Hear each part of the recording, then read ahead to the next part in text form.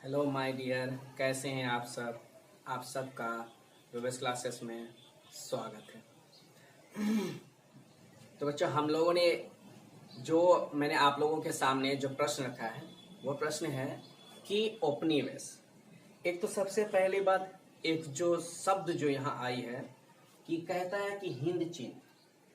ये बात तो आपको पहले भी मालूम था कि हिंद चीन है कौन चीज। हिंद चीन के बारे में आपको पहले भी बता चुका हूं मैं, ठीक है। और रही सवाल कि हिंद चीन में औपनिवेश, ये औपनिवेश शब्द का मतलब पहले आपको अच्छे से जानना होगा। औपनिवेश का मतलब, शब्द का अर्थ ये होता है कि आपने उस पे अपना अधिकार प्राप्त कर लिया है। यानी कहने का अर्थ है कि आप शक्तिशाली हो, ताकतवर हो, आपने कमजोरों पर अपना शक्तिशाली प्रभुत्व कायम कर लिया है, यानी कि प्रभुत्व जमा लिया है, यानी अपनी कब्जा जमा लिया है, अपनी राजशाही जमा लिया। अब आप जो लोग कमजोर पड़ गए, अब उनको आप क्या कर रहे हो, अपने अपने बनाए गए कानून के अकॉर्डिंग उसको चलने के लिए कह रहे हो, ठीक है। यही वो बात होती है, इसी का नाम होता है औपनिवेश, ठीक है। तो यानी शब्द समझ गए होगा औपनिवेश का। तो चलिए अब हम लोग इस प्रश्न को अच्छे से समझने का प्रयास करते हैं। तो देखो, एक यहाँ प्रश्न में कहता है कि हिंद चीन औपनिवेश स्थापना का उद्देश्य क्या था। देखो, सबसे पहले मैंने क्या बोला कि एक तो सबसे पहले फ्रांसीसी चाइना के अंदर गया, चाइना में एंट्री किया, और चाइना में जो आया तो एक राजनीतिक सोच करके आया था। फ्रांसीसी बहुत ही चालाक और चतुर थे। वो चाहता था कि हम अगर चाइना में यानी चीन में अगर घुसना चाहेंगे तो मुझे ऐसे घुसने नहीं देगा, लेकिन अगर मैं एक व्यापारी के रूप में जाऊं तो उम्मीद है मुझे वहां पर वो मुझे बसने देंगे। और व्यापारी के रूप में यानी एक बिजनेसमैन के रूप में वो कहा, यानी चीन में प्रवेश किया, और चीन के उस हिस्से में प्रवेश किया जिसका नाम हिंद चीन था, क्योंकि कुछ हिस्से हिंदुस्तान के थे और कुछ हिस्से चीन के थे। और हिंदुस्तान का जो है अपना जो कब्जा था वो लाओस, और चीन का जो कब्जा था वो वियतनाम, और कंबोडिया उन्हीं के क्षेत्र में आते थे। अब आइए, बात कंबोडिया की नहीं, अब कंबोडिया की बात हम बाद में करेंगे। फिलहाल हम बात करते हैं फ्रांसीसियों की। फ्रांसीसी इतने चालाक और चतुर थे कि वो बिजनेस के रूप में आया, फिर आकर के एक मौका मिला वहां के राजा से सम्मेलन करने का, फिर व्यापारी करने का एक बहुत अच्छा अवसर मिला। व्यापारी करने का एक बहुत ही अच्छा अवसर मिला और उसने व्यापारी में कदम रखा। व्यापारी तो किया ही, यानी बिजनेस का अपना प्रचलन तो लहराया ही, साथ ही साथ उसने पूरे हिंद चीन को धीरे धीरे दीमक की तरह उसको खाने लगा, और उनकी शक्ति को यानी उनकी इकट्ठापन को, उनकी शक्तियों को तोड़ना शुरू किया और उनको मजबूर किया, विवश किया। और विवश करने के बाद उसने क्या किया कि चाइनीज के लोग यानी चीन के लोगों को अपना उपनिवेश बना लिया। अब वो कहता है कि जैसा मैं कहूंगा अब वही तुमको करना होगा।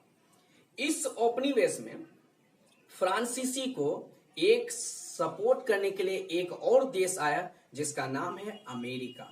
अमेरिका ने भी हस्तक्षेप करने में नंबर 1 रहा, और उसने भी हस्तक्षेप करने के लिए समाजवादी को यानी साम्यवादी, जो समाज के हित के बारे में, जो जाति और वर्ग और प्रथा के बारे में जो सोचता था, वो उनके बारे में जब उनको खत्म करने के नियत से आया था। कौन? अमेरिकी। तो आइए, फ्रांसीसियों को अमेरिका ने क्यों साथ दिया था अब मैं आपको पढ़ के समझाता हूं, ठीक है। तो देखो, फ्रांसीसी द्वारा हिंद चीन में, यानी कहने का मतलब क्या है कि फ्रांसीसी द्वारा हिंद चीन को अपना उपनिवेश बनाने का प्रारंभिक उद्देश्य, यानी उनका मेन जो उद्देश्य जो था ना, उसका मेन उद्देश्य था अपने कंपनियों का प्रचार करना और अपने जाति और अपने धर्म का प्रचार प्रसार करना, और साथ ही साथ वहां पर यानी कि चीन में अपनी जाति का ज्यादा बोलबाल बनाना चाह रहा था, और सारे वियतनामी को यानी चीनी लोगों को वो फ्रांसीसी भाषा सिखाना चाहते थे और फ्रांसीसी धर्म को अपनाने बोलते थे। यानी फ्रांसीसी लोग पादरी धर्म से था तो वो उसको बोलता तुम पादरी बनो, तुम पादरी धर्म को अपनाओ। लेकिन वियतनामी का मानना था कि हम जहां से हैं, जो हमारा मातृभाषा है, हम वही बोलेंगे।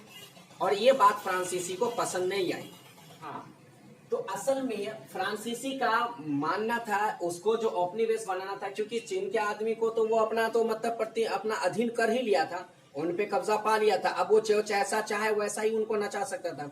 इसीलिए उनको ऊपर ये मुसीबत आने के बाद तो चीन के लोगों को विवश कर लेने के बाद सोचा कि अब हम लोग अपनी कंपनियों को लाएंगे। तो कैसे अपनी कंपनी को लाएंगे? तो असल में उस कंपनी में सबसे पहले डच कंपनी, यानी डच और यानी कि ब्रिटिश, डच और ब्रिटिश में आता है तुम्हारा इंग्लैंड, यानी ये दोनों मिल करके, ये दोनों व्यापारी चाह रहे थे कि हम अपना जो है बिजनेस का प्रचार और प्रसार यहीं पर करें। कहां पर? चीन में। और चीन के कौन से जगह पे? यानी वियतनाम पे। ठीक है, यानी चीन के किस जगह पे? तो वियतनाम पे। तो आइए अब हम लोग उसके आगे में चलते हैं। लेकिन सवाल यह होता है कि फ्रांस ने लगभग पूरी चीन पे अपना कब्जा कर लिया था, पूरे चीन पे अपना वो कब्जा कर चुका था। अब आगे की बात मैं समझाता हूं।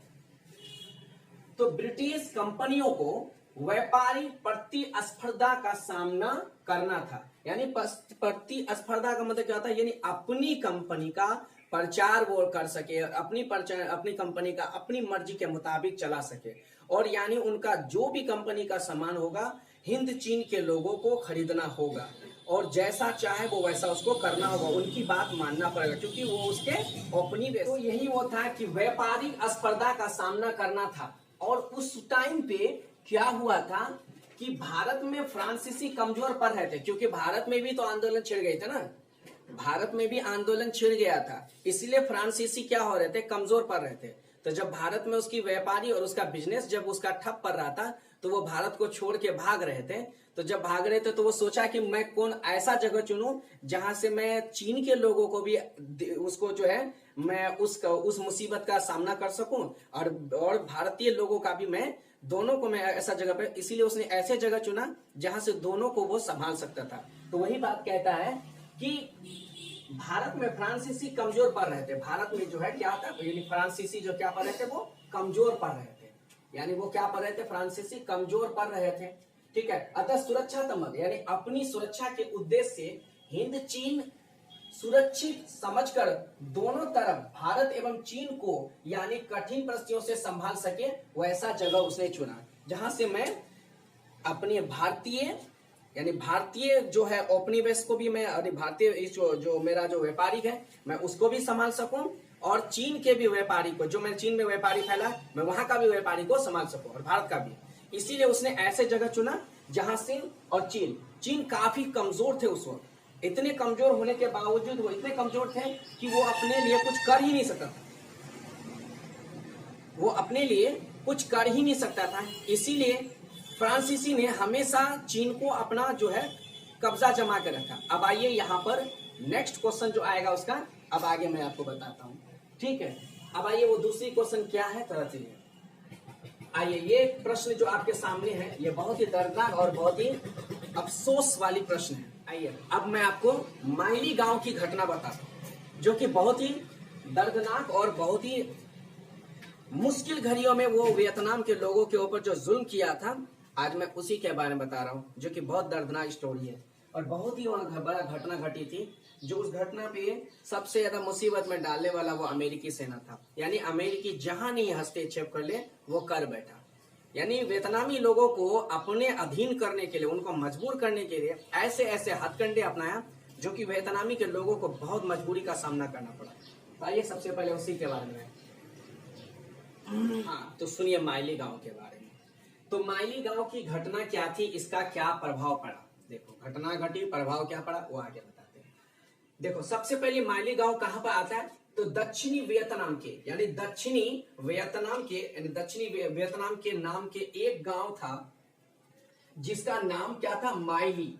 जिसका नाम क्या था? माइली गांव। और वहां अमेरिकी सैन्य ने माइली गांव के निहत्थे बेकसूर पुरुषों पर गोली चलाकर यानी उसका क्या करा, मार डाला, यानी उसका हत्या कर दिया। और औरतों, बच्चियों और को बंधक बनाकर कई दिनों तक उनके साथ, ठीक है, जुल्म और बलात्कार, यानी कि उनके साथ सामूहिक रूप से उनका क्या किया, बलात्कार करता रहा और उनको तकलीफ पे तकलीफ देता रहा। ठीक है, अब आगे की बात क्या कहता है, और फिर उन्हें भी मारकर पूरे गांव को, यानी पूरे माइली गांव को क्या किया, आग लगाकर जला दिया।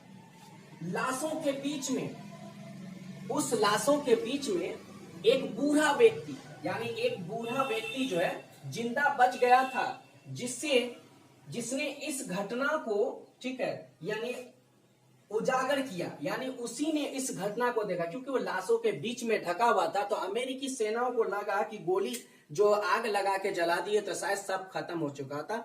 लेकिन उन लाशों के बीच में एक व्यक्ति, बूढ़ा व्यक्ति बच गया था, जिसने ये सारी घटनाओं को अपनी आंखों से देखा और फिर बाद में इसका आलोचना किया कि हिंद चीन, यानी कि वियतनामी के लोगों को, यानी वियतनाम के माइली गांव के लोगों को बर्बरता पूर्वक जलाया और उनको तकलीफ दिया। और क्या मकसद था इसका, मैं आगे बताता हूं।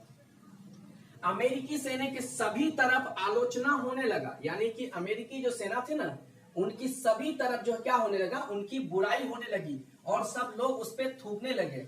लेकिन वहां के राष्ट्रपति जो थे निक्सन ने शांति के लिए 5 सूत्री कार्यक्रम को घोषणा की और वहां के लोगों, जितनी भी अमेरिकी सेना ने जो जुल्म किया था, उस पे एक अदालत भी बैठाया और कहा कि तुम पे ये जो है, तुमने जो माइली गांव के लोगों को बर्बरता पूर्वक और जिंदा जो जलाया और तुमने जो इस तरह की जो सामूहिक रूप से उनका जो रेप किया, बलात्कार किया, इसका रीजन भी तुमको भुगतना पड़ेगा। और उन सारे सैनिकों को दंडित किया गया था। लेकिन सवाल उठता है कि आखिरकार इस माइली गांव के लोगों से अमेरिका सैनिकों को इतना तकलीफ किस बात का था। तो भाई समझने की बात है, यहाँ कोई बड़ी बात नहीं है।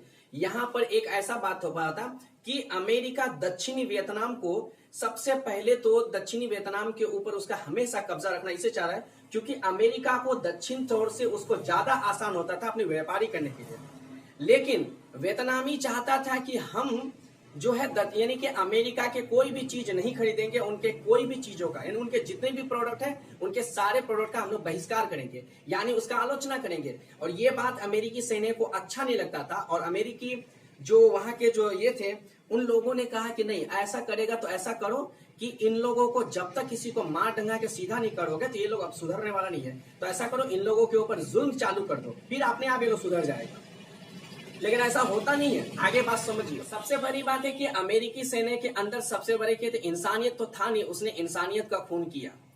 ठीक है, उसने इंसानियत का बहुत बड़ा खून किया और उसने लोगों को बहुत तकलीफ दिया। सबसे बड़ी दुख की बात यह है कि उसने क्या किया कि वियतनामी के मर्दों को सबसे पहले मारा, वियतनामी के लोगों को, मर्दों को, पुरुषों को मारा। वो जानबूझ के मारा कि पुरुषों को मार दो और जो औरतें और जो बच्चियां हैं उनको रख दो। और उनके सोच तो गंदे थे, उनके सोच गंदे होने की वजह से ही तो उनको मारा गया। उनको मार दिया और उन बच्चियों को, उन औरतों को रख दिया और उन औरतों के साथ वो बर्बरता पूर्वक अपनी मर्जी चाह, जो भी चाह वो किया। और उसके बाद उनको क्या किया, जब उनकी जब बातें पूरी हो गई, अब ये बात तो फैल जाती कि जो अमेरिकी सेना ने जो है, और सबसे बड़ी बात है कि अमेरिकी सेना ने जो ये हमला किया भी है तो रात को हमला किया है, ये दिन में ये हमला नहीं किया है, ये बहुत ही होशियारी से रात के टाइम में हमला किया है, ताकि वियतनाम के पुरुष एक भी हमको देख ना सके और उसको मार दो। और सारे वियतनामी पुरुषों को मार दिया, यानी माइली गांव के सारे जो है पुरुषों को मार दिया और बच गए कौन, औरत और बच्चियां। उनको रखे और उनको रखने के बाद उसको भी कुछ दिन बाद उनके साथ बुरे हुए, उनके साथ जाति किया और फिर उनको क्या, उनको भी मार दिया, उनका शोषण किया और उनको बाद में भी उनको भी मार दिया। लेकिन इस घटना को एक ही व्यक्ति देखा, वो थे एक बूढ़ा व्यक्ति। और उसी बूढ़ा व्यक्ति ने कहा कि अमेरिकी सेना ने बहुत बड़ी जुल्म किया है माइली गांव के औरत और बूढ़े बच्चे, नौजवान, सबको, यहाँ तक कि जो औरत जो प्रेग्नेंट थी, जो कल जन्म देने वाली थी जो बच्चा को, या जो 48 घंटे के अंदर जो बच्चा जन्म दी थी, वो उनको तक भी नहीं छोड़ा था। इतनी हैवानियत था उसके अंदर, इतनी बड़ी हैवानियत था उसके अंदर कि उसने उनको तक भी नहीं छोड़ा। जो माँ जो बच्चे को जन्म दिया है वो जन्म देने का 48 घंटा भी नहीं हुआ और उनके साथ भी जुल्म किया, उनको भी मारा और उनको बच्चा समेत उनको आग के ढेर में जला दिया और पूरे माइली गांव को सीधे आग के गोलों में बदल दिया, पूरी धुआं धुआं करके रख दिया पूरी माइली गांव को। ये थी माइली गांव की घटना और इसका प्रभाव, और इस बारे में जिक्र किया। और जब इसकी आलोचना हो, पूरे मुल्क में, पूरे देश में इसका आलोचना हुआ कि माइली गांव के ऊपर जो जुल्म किया है अमेरिकी सेना, इसके ऊपर दंडित कार्रवाई किया जाए। और फिर सारे अमेरिकी सैन्य को जो है क्या क्या दंडित किया गया, और इसका दंडित करने वाला कोई नहीं था, अमेरिकी राष्ट्रपति निक्सन ने ही इस चीज का फैसला लिया और 5 समसूत्री यानी कि कार्यक्रम की घोषणा की और कहा कि वियतनाम के लोगों के ऊपर कोई जुल्म नहीं होना चाहिए। वियतनाम अपनी मर्जी से जी सकता है, वियतनाम अपनी मर्जी से व्यापारी कर सकता है, वियतनाम अपनी एक राज्य से दूसरे राज्य में जा सकता है, अपने ही चाइना में ही चीन में जा सकता है, और किसी भी तरह की अमेरिकी सेना या किसी के तरह का उस पर कोई हस्तक्षेप नहीं हो, और उनके औरतों या उनके कारोबार में किसी तरह का भी हस्तक्षेप ना हो और उसके मर्जी के खिलाफ ना हो। बस यही था कहानी। और फिर शायद जो आगे का स्टोरी मैं आपको बाद में बताऊंगा, फिलहाल इतनी ही मैंने बताया। लेकिन माइली गांव की अगर घटना को लिखने बोलता हो तो आप माइली गांव के घटने के सबसे पहला लिखिएगा कि ये गांव जो आता था वो दक्षिणी वियतनाम में आता था, याद रखिएगा। क्योंकि जब अमेरिकी कब्जा किया है तो वह दक्षिणी छोर हिस्सा मिला था उसको, क्योंकि पूंजीपति होने के कारण से उसको दक्षिणी मिला था, उत्तरी यानी साम्यवादी लोगों को, यानी हो चिन मिन के लोगों को। ठीक है, तो अगर आप लोगों को वीडियो अच्छी लगी हो तो वीडियो को आप लाइक करो, सब्सक्राइब करो, शेयर करो और अपना कमेंट में लिखो। ठीक है, और इस वीडियो का स्क्रीनशॉट लो।